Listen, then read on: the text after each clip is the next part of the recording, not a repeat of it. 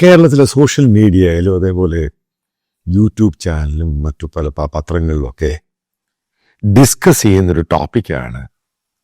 അതായത് Catholics couple. അതിൻ്റെ അകത്ത് മരിയോ ജോസഫ്, അദ്ദേഹത്തിൻ്റെ വൈഫ് ജിജി മരിയോ ജോസഫ്. ഇവർ കഴിഞ്ഞ 9 മാസമായിട്ട് വേർതിരിച്ച് താമസിക്കുകയാണ്. ഇവര് സ്പിരിച്വൽ കൗൺസിലേഴ്സാണ്, കപ്പിൾസ്. അതായത് പ്രത്യേകിച്ച് കാത്തലിക് കമ്മ്യൂണിറ്റിക്കകത്ത്. നേരത്തെ ഈ പറഞ്ഞ ഈ മരിയോ ജോസഫ് എന്ന് പറഞ്ഞ മുസ്ലിം ഇസ്ലാമിക വിശ്വാസത്തിൽ നിന്ന് കൺവേർട്ടായിട്ട് കാത്തലിക് ഫെയ്ത്തിൽ ഒട്ടുവരികയും അപ്പം അത് ഏകദേശം 2015 റിട്രീറ്റുമായി ബന്ധപ്പെട്ട് ഇവര് ഈ കപ്പിൾസിന് കൗൺസിലിംഗ് കൊടുക്കുന്ന രീതിയിൽ, അതേപോലെ നന്മ വരം പോലെ ആൾക്കാർക്ക് വീട് വെച്ച് കൊടുക്കുക, അത് ചെയ്തു കൊടുക്കുക, ഇത് ചെയ്തു കൊടുക്കുക. ഇതിനെപ്പറ്റി പല വ്യാഖ്യാനങ്ങളും ഡിസ്ക്രിപ്ഷനും ഒക്കെ വരുന്നുണ്ട്. ബേസിക്കലി ഞാൻ ഈ ടോപ്പിക് എടുക്കുക, അത് കാരണം അവരുടെ പേഴ്സണൽ ഇഷ്യൂ ആണ്. പക്ഷെ അത് പേഴ്സണൽ ഇഷ്യൂ മാത്രമൊന്നുമല്ല, പല ആൾക്കാരുടെ ലൈഫിനെയും കൂടെ ബാധിച്ച ഇഷ്യൂ ആയി മാറി. രണ്ടു കൂട്ടർ അന്യോന്യം എന്തൊക്കെയോ പറയുന്നു. അതായത് ഇത്രയും നാളും അവരെ കേട്ടുകൊണ്ടിരുന്ന ഓൺലൈനിലാണെങ്കിലും ഓഫ്ലൈനിലാണെങ്കിലും കേട്ടുകൊണ്ടിരുന്ന വലിയൊരു വിഭാഗം ജനങ്ങളുണ്ട്. അപ്പൊ അവര് കാണുകയാണ് ഇവർ തമ്മിലുള്ള സ്പാറ്റ്. ഒരാൾ പറയുന്നു ആ ജിജി എന്ന് പറയുന്ന അദ്ദേഹത്തിന്റെ വൈഫ് ഒരു ഭയങ്കര മദ്യപാനിയാണ്, ഡ്രഗ് അബ്യൂസ് ആണെന്ന് പറയുന്നു, പല ആവർത്തി അയാളെ കത്തിവെച്ച് കുത്തിയിട്ടുണ്ടെന്ന് പറയുന്നു. ഇപ്പുറത്ത് ജിജി പറയുന്നു ഈ പറയുന്ന മരിയോ ജോസഫ്, അതായത് ഇസ്ലാമിൽ നിന്ന് ക്രിസ്ത്യനായിട്ട് വന്നയാൾക്ക് ഹോമോസെക്ഷൽ, ഡ്രഗ് അബ്യൂസ്, എല്ലാ പരിപാടിയും ഉണ്ട്. ഇതൊക്കെ കേൾക്കുമ്പോൾ പല ആൾക്കാർക്കും തോന്നാം ഇതെന്താണ് ഈ സംഭവം. അതായത് മനസ്സിലാക്കേണ്ട സംഭവമുണ്ട്. ഇതിൻ്റെ പ്രധാന ഘടകം എന്ന് പറയുന്നത് ഇതൊരു സ്പിരിച്വൽ സ്റ്റാർട്ടപ്പാണ്, പക്ക ബിസിനസ്സാണ്. ഇവർ രണ്ടുപേരും കണ്ടു, പരിചയപ്പെട്ടു, കപ്പിൾസായി, കല്യാണം കഴിച്ചു, അതിൻ്റെ അത് കുട്ടിയുണ്ട്. ഇവരിങ്ങനെ കൗൺസിലിംഗ് നടത്തി. ഇത് കൗൺസിലിംഗ് നടത്തുക, ഈ പറയുന്ന പരിപാടികളൊക്കെ ഇനിഷ്യലി ഇവർ വലിയ സക്സസ്ഫുൾ ആയിരിക്കും. അതിനുശേഷമാണ് ഇത് മാറ്റം ഉണ്ടായത് ഉറപ്പായിട്ടും. അതായത് മനസ്സിലാക്കേണ്ടത് ഇന്ത്യൻ കമ്മ്യൂണിറ്റിയുടെ ഒരു ഇഷ്യൂ ആണിത്. ഞാൻ ഒരു കാര്യം പറയാം, എന്തുകൊണ്ടാണ് ഇന്ത്യയിലെ സ്റ്റാർട്ടപ്പുകൾ നമ്മളൊരു കഴിഞ്ഞ 5 വർഷമോ 10 വർഷമോ എടുത്ത് നോക്കുക, ഒരു 93% സ്റ്റാർട്ടപ്പുകൾ പൊളിഞ്ഞുപോയി. ഈ ബിസിനസ് സ്റ്റാർട്ടപ്പുകൾ പൊളിയാനുണ്ടായ കാരണം നിങ്ങൾക്കറിയാം. ഞാനൊരു സ്റ്റാർട്ടപ്പ് അതും പൊളിഞ്ഞുപോയി. ബേസിക്കലി ഇതിൻ്റെ പാർട്ട്നേഴ്സ്, അതായത് ഈ സ്റ്റാർട്ടപ്പിനകത്ത് പല പാർട്ട്നേഴ്സ് കാണും. ഇവർ വലിയ ഒറ്റക്കെട്ടായിട്ട് പല രീതിയിലുള്ള ബിസിനസ്സും പരിപാടികളൊക്കെ തുടങ്ങുമ്പോഴാണ് ഇതല്പം ഒന്ന് അത് പണമൊക്കെ വന്ന് ഗ്രോ ചെയ്യുമ്പോഴാണ് അതിൻ്റെ അതിനകത്ത് അടിയുണ്ടാവുന്നത്. കാരണം പല തീരുമാനം ഈ കമ്പനി പിടിച്ചെടുക്കാൻ ശ്രമിക്കുന്നു, അവർ ബന്ധുക്കളെ കയറ്റാൻ ശ്രമിക്കുന്നു, അതിന് ചെയ്യുന്നു, ഇത് ചെയ്യുന്നു, പല രീതിയിലുള്ള വ്യാഖ്യാനങ്ങൾ വരുന്നു, അതിനെ അങ്ങ് കോളവാക്കും. നോക്കുക, ഇന്ത്യയിലുള്ള ബിസിനസ് സ്റ്റാർട്ടപ്പുകൾ, ഹസ്ബൻഡും വൈഫും ചേർന്ന് നടത്തിയ സ്റ്റാർട്ടപ്പുകൾ വരെ പൊളിഞ്ഞുപോയി. എൻ്റെ കാര്യം ഇതാണ്. പിന്നെ കേരളത്തിൻ്റെ സാഹചര്യം നോക്കുകയാണെങ്കിൽ ഡൈവോഴ്സ് റേറ്റ് എന്ന് പറയുന്നത് ഏറ്റവും ഹൈ, പ്രത്യേകിച്ച് ക്രിസ്ത്യൻ കമ്മ്യൂണിറ്റി, പ്രത്യേകിച്ച് കാത്തലിക് കമ്മ്യൂണിറ്റിയിൽ ഏറ്റവും കൂടുതലായി. നിങ്ങൾ നോക്കുക, മറ്റൊരു സംഭവം, ഏറ്റവും കൂടുതൽ സൂയിസൈഡ് ഉണ്ടാകുന്നത് ക്രിസ്ത്യൻ കമ്മ്യൂണിറ്റിയിലാണ്. ഇതിനൊന്നും ബേസിക്കലി എന്താണ് ഇഷ്യൂ, അതിനെ അഡ്രസ് ചെയ്യാൻ വേണ്ടി കേരളത്തിലെ ക്രിസ്ത്യൻ സഭകൾ സമയം കാണുന്നില്ല. അവർ കച്ചവടമായിട്ട് പോയി. അപ്പൊ അതിന്റെ ഭാഗമായിട്ട് ബൈ പ്രോഡക്റ്റ് ആയിട്ട് ഉണ്ടാകുന്നതാണ് ഇതേപോലുള്ള കപ്പിൾസ്, ഇതേപോലുള്ള അബ്യൂസും, ഇതേപോലുള്ള സെക്ഷൽ അബ്യൂസ്, ഇതേപോലുള്ള ഡ്രഗ് അബ്യൂസും, ഈ സംഭവങ്ങളൊക്കെ അതിൻ്റെ ഒരു ബൈ പ്രോഡക്റ്റ് ആണ്. ഇത് ഇമ്മച്ചുവർ ആവത്തില്ല, കയറി അപ്പോഴേ അടിയായി, ബഹളമായി, പ്രശ്നമായി. നോക്കുക, വെസ്റ്റേൺ കൺട്രീസിൽ ഈ സ്റ്റാർട്ടപ്പുകളൊക്കെ തുടങ്ങുമ്പോൾ ഹസ്ബൻഡും വൈഫും എല്ലാം മറ്റുള്ള പാർട്ട്ണറും അവർ സക്സസ്ഫുൾ റേറ്റ് വളരെ കൂടുതലാണ്. ഇന്ത്യയുടെ പ്രശ്നം, നമ്മൾ ഈ പുതിയ രീതി വന്നു കഴിയുമ്പോൾ നമുക്ക് ഇന്ന് ഒരാളെ മറ്റൊരാളെ വിശ്വാസം കുറവാണ്. ഭാര്യയ്ക്ക് ഭർത്താവിനെ വിശ്വാസമില്ല. സ്വന്തം ബ്രദേഴ്സ് അവർ തുടങ്ങിയ സ്റ്റാർട്ടപ്പ് പോലും പൊളിഞ്ഞു പോകുന്നു. കുടുംബമായിട്ട് വന്ന പലതും ഇങ്ങനെ പോകുന്നു. അതും കുറച്ച് കഴിയുമ്പോൾ അടിച്ചു പിരിഞ്ഞ് പല പാർട്ടികളായിട്ട് പോകുന്നു. ഏറ്റവും വലിയ സംഭവമാണ് ധീരുഭായ് അംബാനിയുടെ, മുകേഷ് അംബാനി, അനിൽ അംബാനി. എത്രയോ ഫാമിലികളിൽ ഈ പ്രശ്നമുണ്ടായിട്ടുണ്ട്. ഇന്ത്യൻ ഫാമിലിയുടെ കാര്യം ഞാൻ ഈ പറയുന്നത്. അതിനൊരു പീസ്ഫുൾ സൊല്യൂഷനും റെസൊല്യൂഷനും ഉണ്ടാക്കാൻ പറ്റുന്നില്ല. അതായത് നമ്മൾ മനസ്സിലാക്കേണ്ടത് അതേപോലെ ഒരു സ്റ്റാർട്ടപ്പാണ്. ദൈവത്തെ മുമ്പിൽ വെച്ച് അവർ കച്ചവടം നടത്തുന്നു, അതേ ഉള്ളൂ. അതിനകത്ത് പണം കയറി വന്നു കഴിയുമ്പോൾ ആരിത് ക്യാപ്ചർ ചെയ്യും? ആർക്കാണ് പ്രാധാന്യമുള്ളത്? ആരുടെ ബന്ധുക്കളെ കൊണ്ടുവരണം? ആരുടെ ആൾക്കാരെ വെക്കണം? അതിൻ്റെ പേര് കള്ള അക്കൗണ്ടും ഹവാലയും അതിനെ സഹായിക്കാനായിട്ട് മറ്റു പല പാനഫെർലൈനി അവിടെ ഇവിടെയൊക്കെ കയറി വരുന്നു. ഇത്രയേ ഉള്ളൂ. ഇതിന് വലിയ രീതിയിൽ വലിയ സംഭവമായിട്ടൊന്നും കാണണ്ട. ഞാൻ കൃത്യമായിട്ട് പറയാം, കേരളത്തിലെ ഈ സ്പിരിച്വൽ, അതായത് ഈ മനുഷ്യന്റെ ആത്മീയതയുമായി ബന്ധപ്പെട്ട് ഒരു 50, 60, 70% തട്ടിപ്പ്. ഇത് പല ആൾക്കാർക്ക് ലേറ്റർ സ്റ്റേജിലേ മനസ്സിലാവുന്നുള്ളൂ. ഇത് കാത്തലിക്സിലും അല്ല, പെന്തക്കോസ്റ്റിലും ഉണ്ട്, ബർത്തോമയിലും ഉണ്ട്, ഓർത്തഡോക്സിലും ഉണ്ട്.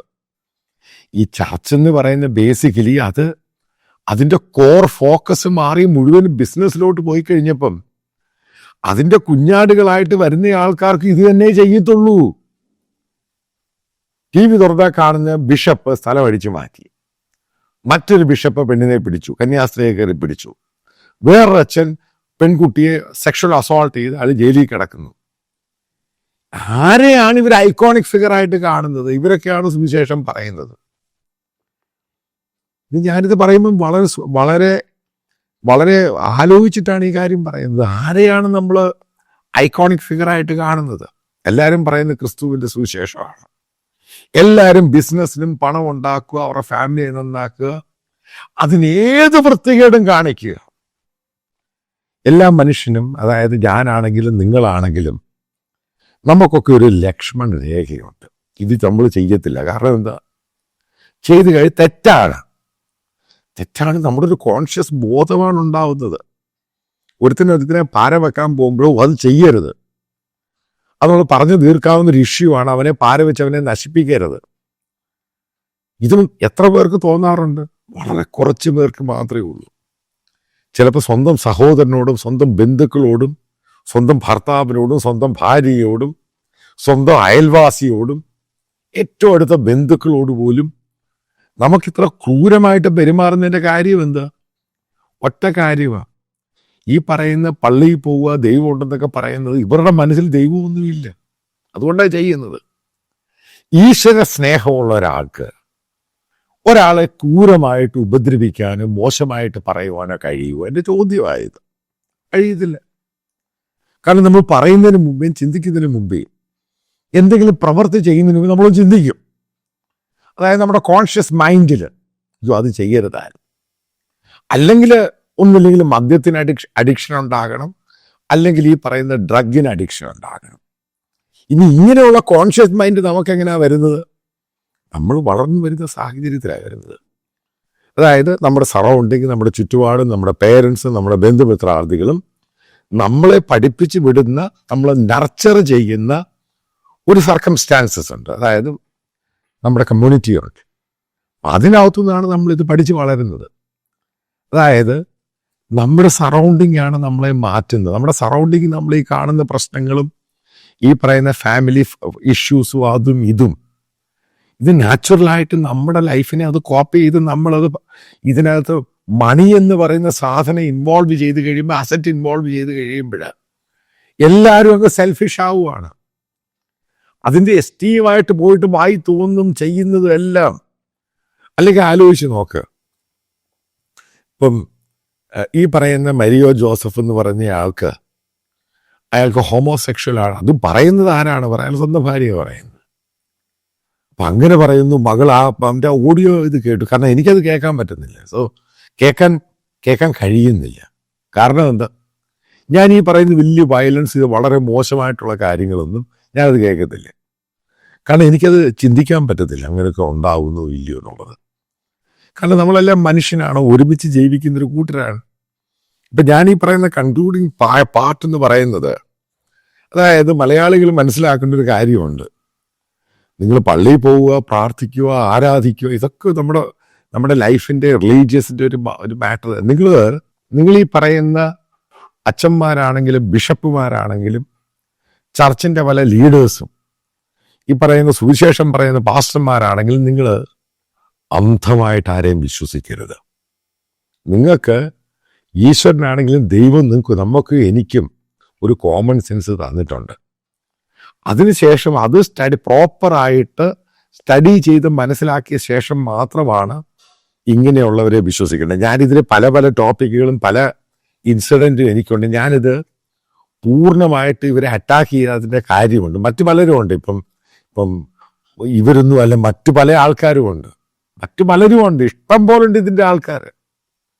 ചെയ്യാത്തതിൻ്റെ കാര്യം എന്ന് പറയുന്നത്, പല ഫാമിലിക്കും ഇവരെ കൊണ്ട് പ്രയോജനം ഉണ്ടായി. പല മദ്യപാന്മാരും ഡ്രഗ് അബ്യൂസേഴ്സും അതേപോലെ സെക്ഷൽ അസോൾട്ടും ഒക്കെ ചെയ്യുന്ന പല ആൾക്കാർ ഇവരെ കൊണ്ട് പല ആൾക്കാർ രക്ഷപ്പെട്ടിട്ടുണ്ട്. അതുകൊണ്ടാണ് ഇവരെ അടച്ച് ആക്ഷേപിക്കുക അങ്ങനെയുള്ള സംഭവങ്ങളൊന്നും പറയാത്തത്. ഇപ്പം ട്രാൻസ് എന്ന് പറഞ്ഞൊരു സിനിമയുണ്ട്, മറ്റേ ഒരു ഈ സുവിശേഷത്തിൻ്റെ കച്ചവടം. അതായത് ഈ ആത്മീയത എന്ന് പറയുന്നൊരു കച്ചവടമാണ്. കാരണം കച്ചവടം തന്നെയാണ്, ഗ്ലോബലായിട്ട് കച്ചവടം. പ്രോസ്പെരിറ്റി തിയോളജി, അതായത് നമ്മൾ പ്രാർത്ഥിച്ചു കഴിഞ്ഞാൽ ധനം കിട്ടുന്നു, പ്രാർത്ഥിച്ചു കഴിഞ്ഞാൽ അത് കിട്ടുന്നു, അതൊരു കച്ചവടമാണ്.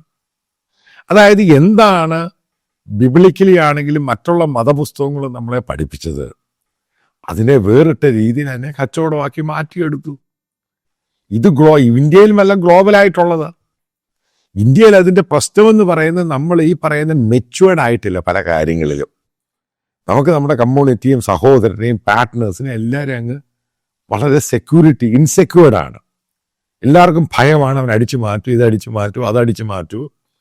അതിൻ്റെ പേരിലുണ്ടാകുന്ന പ്രശ്നങ്ങളാണ് ഓരോന്നായിട്ട് ഈ എക്സ്ട്രീം വരെ പോകുന്നത്. അല്ലാതെ ഇപ്പം ആത്മീയമാണെങ്കിലും സ്പിരിച്വൽ ആണെങ്കിലും എന്താണെങ്കിലും, ഞാൻ ഫൈനലി പറയുന്നൊരു വേർഡ്, ദൈവം തന്നിരിക്കുന്നൊരു കോമൺ സെൻസ് ഉണ്ട്.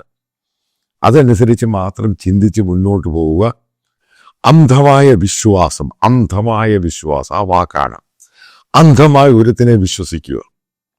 ഇത് ബേസിക്കലി എടുത്ത് മാറ്റേണ്ട സംഭവമായി. നമ്മൾ ഇവരുമായിട്ട് ഇൻട്രാക്ട് ചെയ്തിട്ട് നമുക്ക് ഈശ്വരൻ തന്നിരിക്കുന്നൊരു സെൻസ് ഉണ്ട്.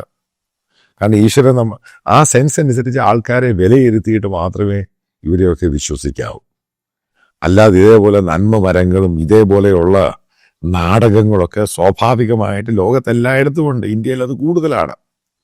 കേരളത്തിൽ ആത്മീയതയുടെ കച്ചവടം തന്നെയാണ്. ഇഷ്ടം പോലെ ആൾ ദൈവങ്ങളുണ്ടല്ലോ, ഇഷ്ടം പോലെ. ഈ പറയുന്ന ആൾ ദൈവങ്ങൾ ഒരു 99% കള്ളത്തരവും കപടതയാണ്. ചില ആൾക്കാർ പറയുന്നു, നിങ്ങൾക്ക് ഓർമ്മയുണ്ടായിരിക്കും, ഫോണിൽ കൂടെ ദൈവവുമായിട്ട് സംസാരിച്ച അടുത്ത കപടത. എന്താ പറഞ്ഞു, ഇതിൽ ആരെയും മാറ്റി നിർത്തുന്നില്ല. ഇവരെല്ലാം സമൂഹത്തിന് വിപത്ത് തന്നെയാണ്. ഇതൊന്നും നല്ലതിനല്ല. കാരണം പണമുണ്ടാക്കുക, ഇമേജ് ക്രിയേറ്റ് ചെയ്യുക, അതിൽ കൂടെ അവരവരുടെ ഒരു സാമ്രാജ്യം ഉണ്ടാക്കുക. അതിനകത്ത് അവർ എന്തു തെറ്റും ചെയ്യും. ആ തെറ്റിൻ്റെ ചില കാര്യങ്ങളൊക്കെയാണ് ഈ മരിയോ ജിജി ദമ്പതിയുമായി ബന്ധപ്പെട്ട ചില കാര്യങ്ങളൊക്കെ പുറത്തു വന്നത്. ഇതേപോലെ പല ആൾക്കാരും ഉണ്ട്. ഇനിയും പല കാര്യങ്ങളും പുറത്തു വരും. എനിക്ക് ഫൈനലി കൺക്ലൂഡ് ചെയ്യാനുള്ളത്, ഇതേപോലെയുള്ള ആത്മീയ തട്ടിപ്പുകൾ വീണ് കഴിഞ്ഞാൽ ഇത് പെട്ടുപോകും. കാരണം നമ്മൾ ഇവരെ ഒന്ന് ഐക്കോണിക് ഫേസ് ആയിട്ട് വെച്ച് കഴിഞ്ഞാൽ, ഇവരൊന്നും ഐക്കോണിക് ഫേസോ ഇങ്ങനെയുള്ള സംഭവമൊന്നും അല്ല. ഇവരും മനുഷ്യരാണ്. ഇവരൊന്നും ദൈവമല്ല. ഒരു മനുഷ്യനും ദൈവമാകാൻ പറ്റത്തില്ല. ഇവർ ഓരോന്ന് കാര്യങ്ങൾ ഉപയോഗിക്കുന്നത്, ഓരോ വേർഡിങ്ങും സ്ക്രിപ്ചറും മറ്റുള്ള കാര്യങ്ങളൊക്കെ ഉപയോഗിക്കുന്നത്, ചർച്ചിനെയും ഒക്കെ ഉപയോഗിക്കുന്നത് അവരുടെ നിലനിൽപ്പിൻ്റെ ഭാഗമാണ്. ഇതൊന്നും ബേസിക്കലി വലിയൊരു ശതമാനം അവർ മാനുഫാക്ചേർഡാണ്, നാടകം മാത്രമാണ് നടത്തുന്നത്. പക്ഷേ നമുക്കിവരെ ഫൈൻഡ് ഔട്ട് ചെയ്യാനും നമ്മളിവരെ വിലയിരുത്തി മനസ്സിലാക്കാനും സമയമെടുക്കും. അത് കൂടുതൽ സമയമെടുത്ത ശേഷം മാത്രം ഇങ്ങനെയുള്ളവരെ കൂടുതൽ വിശ്വസിക്കുക. അതുമാത്രമാണ് എനിക്ക് ഈ വീഡിയോയുടെ കൺക്ലൂഷൻ പാർട്ടിൽ പറയാനുള്ളത്.